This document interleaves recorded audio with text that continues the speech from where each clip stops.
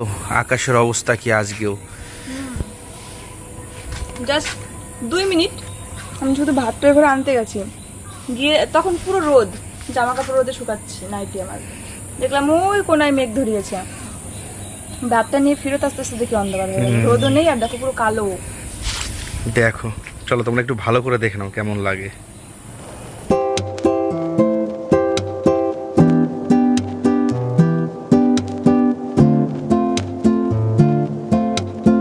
চলে আসলাম আবার হচ্ছে রাত্রিতে। মেয়ে উঠেছে ঘুম থেকে, ওঠার পর থেকে ওর মুড একদমই ভালো নেই, কান্না পাচ্ছে ওর কিছুতেই, যা কিছুতেই। ওর জন্য খাবার বানিয়েছি আজকে আমি, ডিম আর রুটি দিয়ে একটা রেসিপি, তো সেটাও খাচ্ছে না, খুব রেগে যাচ্ছে। যাই হোক, ওকে পিডিয়াশিওরটা গুলে খাওয়ালাম, আর ওদিকে রান্না হবে মাংস। তোমার দাদাভাই নিয়ে আসলো, গিয়ে আমাদের পাশেই মুরগির দোকান আছে, আর মা সব ভাত টাত বসিয়ে গোছগাছ করেছে। আমি তো এটাই ভাবছিলাম যে আমি তাহলে সোনামা ঘুমিয়ে থাকলে চলে যাবো গোছগাছ করতে, তো যাই হোক মা সব রেডি করে দিল আর বসিয়ে দিয়েছি। চলো তোমাদের দেখাই, মানে আলু ঢালু ভাজা হয়ে গেছে, তারপরে আমি আবার কষাচ্ছি চিকেনটা মশলা টশলা দিয়ে। চলো দেখাই তোমাদের। পুরো ঢেকে দিয়ে গেছি কষতে, ভালো করে কষবো আগে, তারপরে গ্যাসে রান্নাটা হচ্ছে। তো মা সব মশলাগুলো রেডি করে ফেলেছিল, আলুটাও ভালো হয়ে গেছিলো।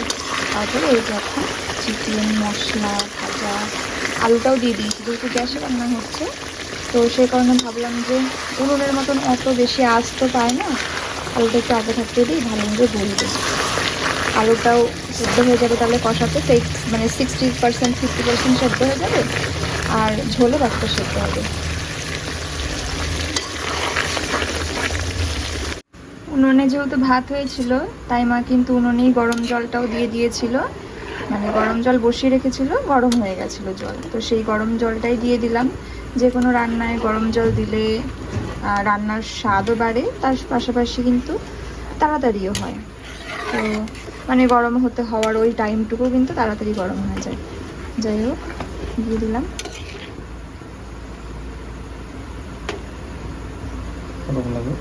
এই যে এখন 10 থেকে 15 মিনিট।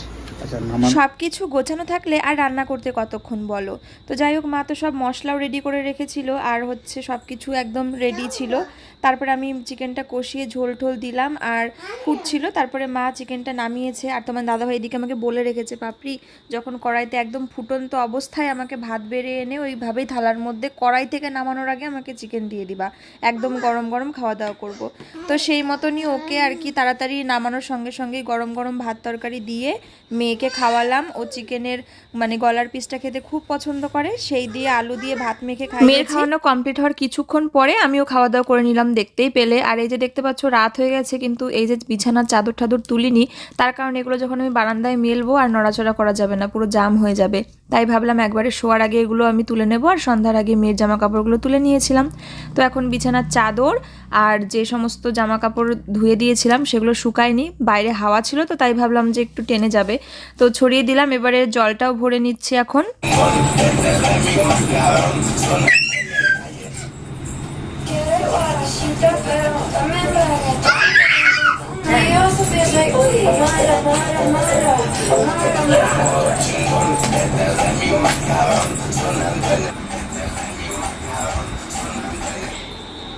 এই দেখো বিছানা হয়ে গেছে, সোনামা চলেও গেছে মশারির ভিতরে, গিয়ে শুয়ে পড়ছে ওর জায়গায়।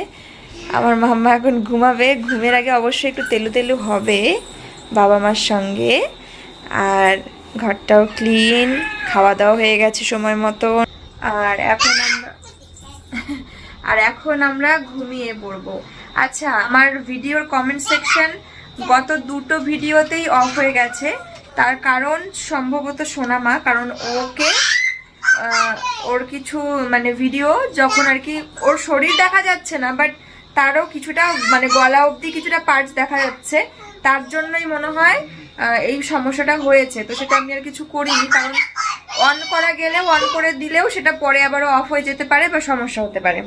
সারাদিন চুলটা পুরো বাঁধা থাকে, মাথার ভিতরে গরম ধাপা ধরে যায়, জানো তো, এতটা ইয়ে লাগে। রাত্রেবেলা হাওয়ায় একটুখানি ছাড়ি, সেই যে একটু ঠান্ডা হয়, আর সারাটা দিন জাস্ট চুল পুরো বেঁধে ঝুটি করা থাকে, তার কারণ গরম। আর তোমরা তো দেখেছো আমি চুলটা কেটেছি, তো এই ভিডিওতে বলে দিও যে চুলটা কেটে ভালো করেছি কিনা, কারণ চুলগুলো পুরো পাতলা হয়ে গেছিল, পাতলা বলতে নিচের দিকটা না পুরো খারাপ হয়ে গেছিল, নিচে ড্যামেজও হয়ে গেছিল। এখন দেখো চুলটা কাটায় মানে একটা এসেছে, নিশ্চয়ই আগের ভিডিওতেও দেখেছো, আর তাই আমি দেখাচ্ছি না এই ভিডিওতে। তো আর সামনের দিকেও একটা সুন্দর একটা কাট করা হয়েছে, যেটা বেশ ভালো লাগে দেখতে। তো চলো আর কথা বাড়াচ্ছি না, আগামীকাল তো রথের দিনকে যদিও তোমরা এই ভিডিওটা পাচ্ছ। আরও একটা কথা, স্পেশাল ব্যাপার হচ্ছে গত বছর, প্রত্যেক বছর তো মানে পুজো বিভিন্ন কিছুর ডেট সব এদিক ওদিক একটু হয়, সময় একটু এদিক ওদিক হয়, তবে আগের বছর রথের দিন পড়েছিল, যেদিন আমরা আমাদের ব্যবসা প্রথম শুরু করি, সেই দিনটা ছিল রথের দিন। এবং যখন আমার কাছে আমার গহনার প্রোডাক্ট আমার হাতে, তখন দেখি রথ বেরিয়েছে, রথের মানে রথযাত্রার আর কি ভিড় আর কি রাস্তায়। তখন আমরা রাস্তায় আটকা পড়ে আছি, দেখছি সেটা, মনের মধ্যে আনন্দ, একটা আবেগ কাজ করছে, মানে সেই ফিলিংসটা মনে পড়ে গেল। তো সেই দিনটা ছিল রথের দিন, তবে ডেটটা আলাদা হয়েছে এবছর। আগের মানে আমার ব্যবসার কিন্তু 1 বছর পূর্ণ হয়ে গেছে, হয়ে আরো অনেক বেশি এগিয়ে এসছে, কিন্তু রথটা এবার একটু পরে মানে ডেটটা পড়েছে। তো যাই হোক, তোমাদের সঙ্গে এরকম সুন্দর সুন্দর ভালো ভালো মেমোরেবল এবং আমার জীবনের স্পেশাল মুহূর্তগুলো, কথাগুলো তো শেয়ার করি। চলো এবার ঘুমাই আর মেয়েকে ঘুম পাড়াই। টাটা, শুভ রথযাত্রা। তো সোনামা দেখো কত সুন্দর খেলনা দিয়ে খেলছে, একা একাই কিছু তৈরি করছে, জাহাজ তৈরি করছে, মানে বিল্ডিং তৈরি করছে, অনেক কিছু তৈরি করছে, আবার ভাঙছে আবার তৈরি করছে। তো সোনামা খেলছে, ওর স্নান খাওয়া দাওয়া হয়ে গেছে, এখন সোনামা খেলা করছে, আর তোমার দাদাভাই কাজ করছে এই পাশেই টেবিলে। আর একটু তাড়াতাড়ি স্নান করার ইচ্ছা রয়েছে, খাওয়া দাওয়া করে নেব। আর আজকে যেহেতু রথ, তাই তোমাদের সকলকে জানাই আরও একবার শুভ রথযাত্রা। পরের দিন থেকেও আবার ভিডিওটা একটু করছি, তার কারণ ভিডিওটা আমার ঠিকঠাক হয়নি আর কি, রেডি করা হয়নি।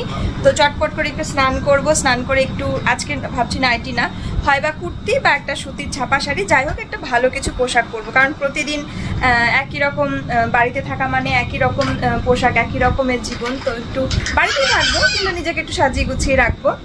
আর তার আগে একটু ঘরটার মুছে নেব, আর আমি মেয়ের কাঁচা ঠাচা সব করে দিয়েছি আগেই।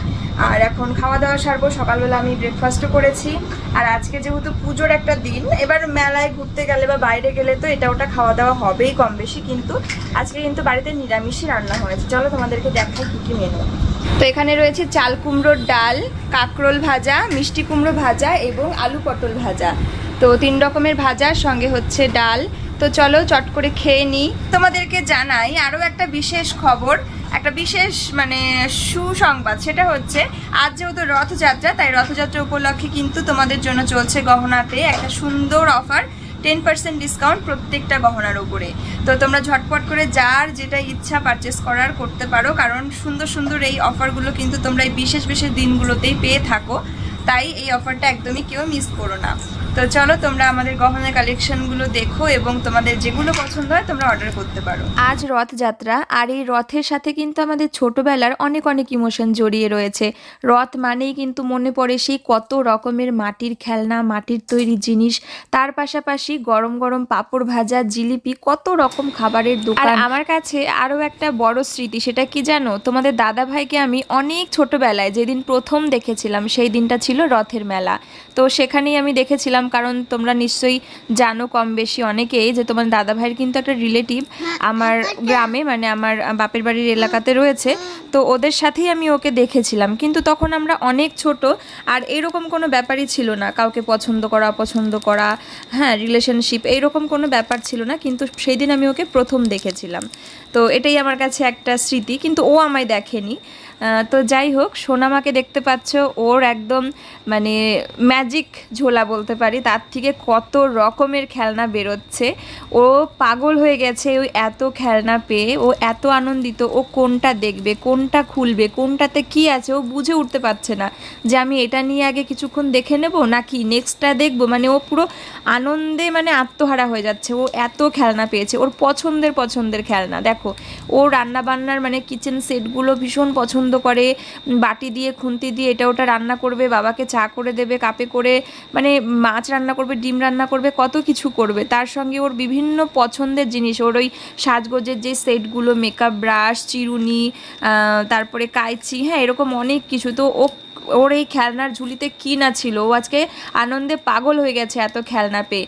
আর আজকে তো মানে ওরই দিন, কারণ বাচ্চাদেরই দিন, বাচ্চাদের কিন্তু দাদু ঠাম্মি কাকাই পিসিমণি যে যে আছে সবাই যত যত পারে খেলনা কিছু না কিছু কিনে দেবেই।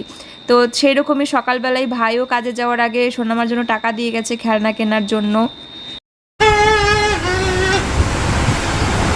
দেখি আবার বাজাও তো,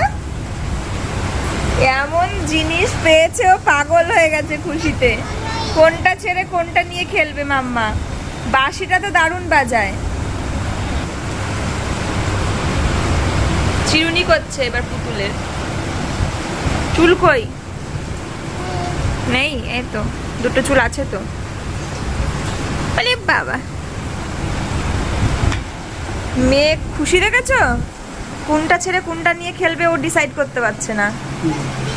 বাইরে প্রচন্ড বৃষ্টি শুরু হলো।